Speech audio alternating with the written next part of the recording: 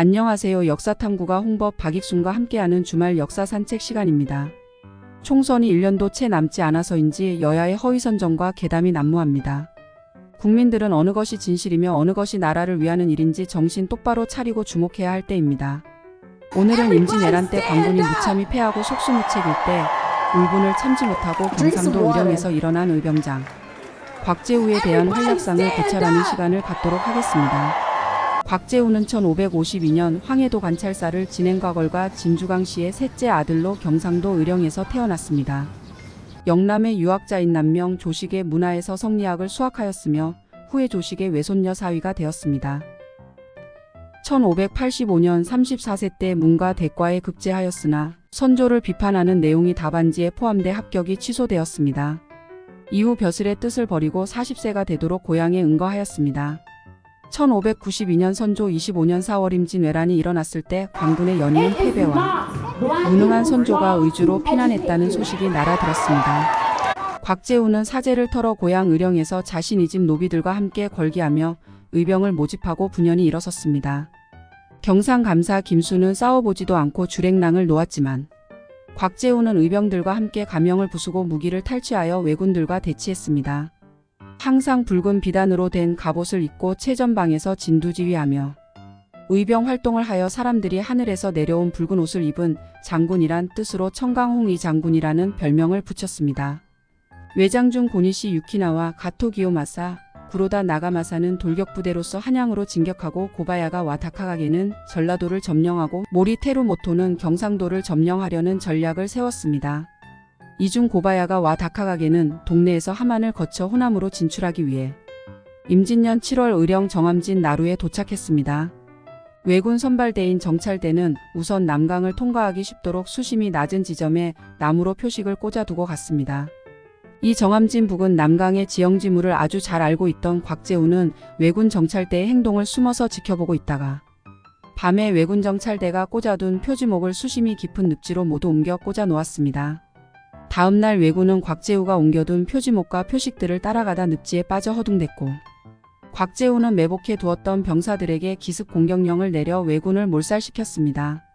광군이 정비되지 못했던 임진왜란 초기에 이 정암진 대첩으로 왜군은 결국 전라도를 점령하지 못했고 이순신 장군의 해전에도 큰 도움이 되었던 것입니다. 정암진 전투의 승리로 곡창지대인 전라도가 방어됨으로써 왜군 돌격부대의 보급선은 바다에서는 이순신 장군에게 차단되고 낙동강의 병참선은 곽재우, 정인홍, 김면 등 영남 의병들에게 차단되어 먼저 한양으로 진격했던 왜군들은 보급로가 끊겨 큰 타력을 입었습니다. 왜적을 피해 달아났던 경상도 관찰사 김수는 다시 돌아오자 곽재우가 왜군과 싸우기 위해 무기고를 탈취한 것을 핑계 삼아 조정에 체포 구금을 상신했지만 마침 초유사로 부임한 김성일이 곽재우의 의병활동 공적을 높이 평가하고 조정에 특별히 건의해서 구금을 면해 주었습니다. 이후 정호품 형조정랑을 거쳐 1595년 초에는 진주목사로 부임하게 되었습니다.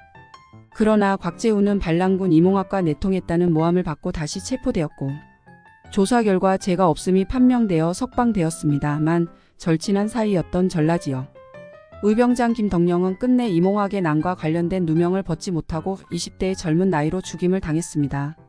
절친한 의병대장 김덕령이 모함으로 처형되자 곽재우는 시름에 잠겨 벼슬을 사양하고 고향으로 돌아가 은둔 생활을 시작했습니다. 1597년 선조 30년 명나라와 일본의 강화회담이 결렬되고 일본과의 전쟁이 재발할 움직임을 보이자 선조는 곽재우를 다시 불러들여 경상좌도 방어사에 임명했습니다. 정유년의 왜군은 12만 대군을 반으로 나누어 좌군은 전라도를 통해 북상하고 우군은 경상도를 통해 북상하려 하였습니다. 이에 곽재우는 창녕의 화왕산성으로 진지를 옮겨 화왕산성 내에 섬나무를 쌓아두고 산성이 함락되면 불을 질러 모두 죽겠다고 결의하며 전투에 임했습니다. 왜군은 처음 화왕산성을 점령 후 북쪽으로 통과하려고 창녕 쪽에서 전면 공격하였지만 화왕산성은 곽재우의 결사항전으로 함락치 못하고 밀양으로 돌아 전라도로 진격하는 좌군과 합류하였습니다. 5년 전 임진년에는 정암진 대첩으로 왜군의 전라도 진격을 막았고 정유년에는 창녕의 화왕산성을 지켜 경상도를 거쳐 북상하려는 왜군을 막았으니 그의 공적은 실로 위대한 것입니다. 전란이 끝난 뒤에는 경상좌도 병마절도사로 특별 승진하였으나 사양하고 낙향했습니다. 그러나 왕명을 거역하고 함부로 사퇴하였다는 이유 등으로 사헌부의 탄핵을 받아 전라남도 영암으로 유배되었습니다. 유배된 지 2년 만에 풀려나 자선조에 거듭된 출사 요청이 있었고 1605년 엔동 지중추부사로 동년 3월엔 난 성부의윤으로 또 월엔 전라도 병마 절도사로 나갔습니다. 선조가 죽고 광해군이 즉위하자 북인중 대북 세력을 중심으로 임목대비패 모롱 과영창 대군에 대한 사형 논의가 대두되었습니다. 곽재우는 함께 의병활동을 한 북인의 영수 정인홍처럼 북인에 속했지만 서인인 이항복과 남인인 이덕형 등과 함께 인륜이 무너졌다고 분개하였습니다. 그리고 1609년 광해군 1년 모든 관직에서 물러난 후 병을 핑계로 일체 관직에 나아가지 않았습니다.